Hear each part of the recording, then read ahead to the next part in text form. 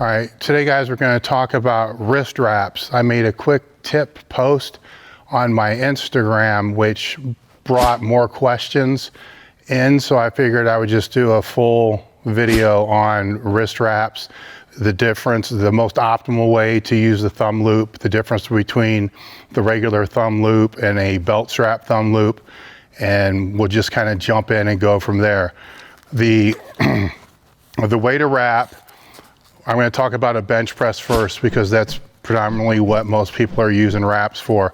The thumb loop, it's not optimal to stick your thumb through the loop because essentially what's going to happen is you're going to get wrapped and then your thumb's going to get stuck. It's going to be a pain in the ass to get it out. Plus, in my opinion, that's not exactly what it was intended for in the first place. When I first started powerlifting, wrist wraps really didn't exist. We just cut knee wraps in half. What I found the thumb loop to be best for is it allows you to anchor an angle on the wrist wrap. So if I grab the thumb loop and hold it, then that first wrap going down around my wrist is at an angle. And it's also on the top of my hand, which is still legal. All right, so when it's on the top of my hand and I can wrap through, I'm able to get a more casted type of wrap.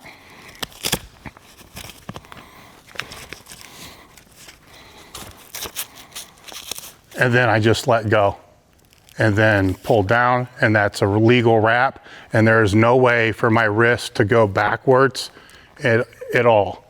Where people tend to make a mistake when wrapping for the bench is they do basically the way that you should wrap for a deadlift, is they'll start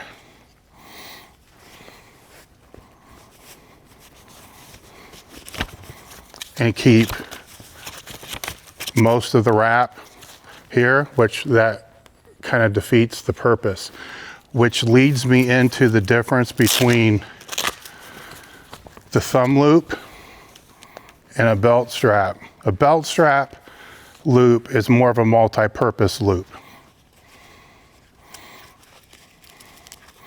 where you feed the wrap through and then you pull from that.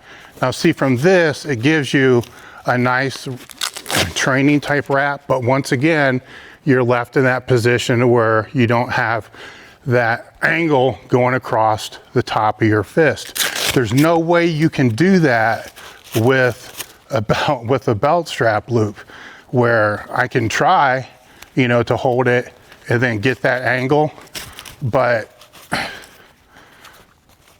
there's no way to hold it. So actually we're discontinuing the belt loop wrap because the only thing it's really good for is training with a light wrap. Plus you can do exactly the same thing by using the thumb loop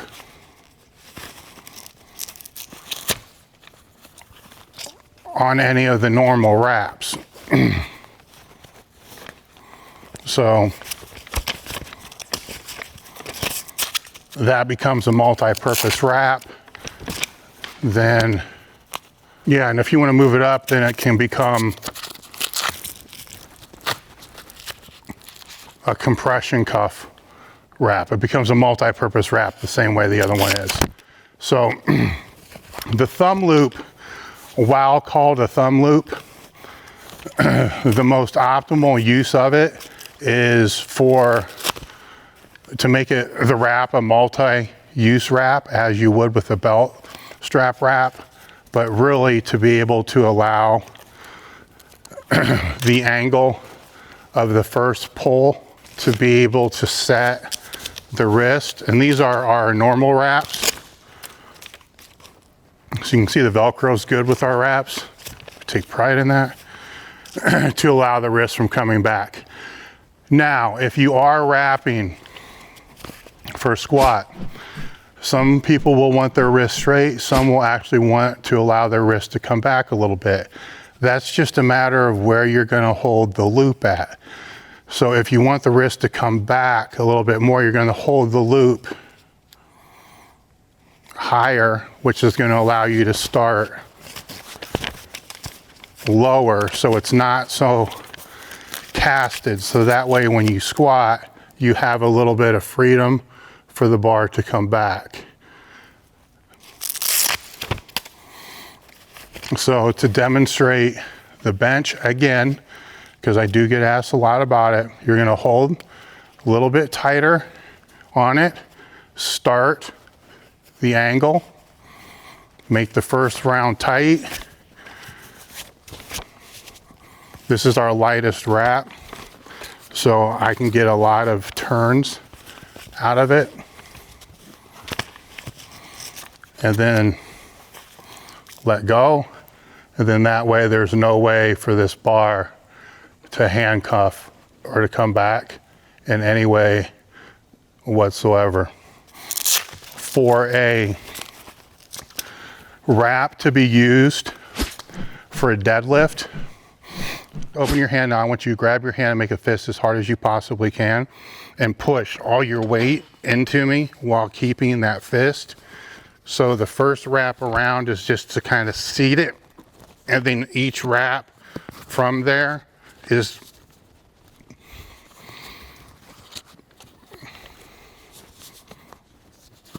as tight as you possibly can. I'm going about half tight because again, we want to keep it close, as close to the body as we possibly can. And then now if you try to open your hand, it should be a little bit hard to open your hand because your wrap is kind of holding it. That helps to keep the deadlift grip better, but you don't want to have this wrap sticking out so much that that's the reason why you missed the deadlift, or this is the reason why you missed the deadlift. So you make the fist to be able to wrap with a closed fist because it makes it harder for them to open the fist, and you wrap as tight as you can in a little bit of layers to keep that bundle away from the thigh so the bundle doesn't get caught on your leg. Anything that gets caught on your leg is just another thing that can knock the bar out of your hand.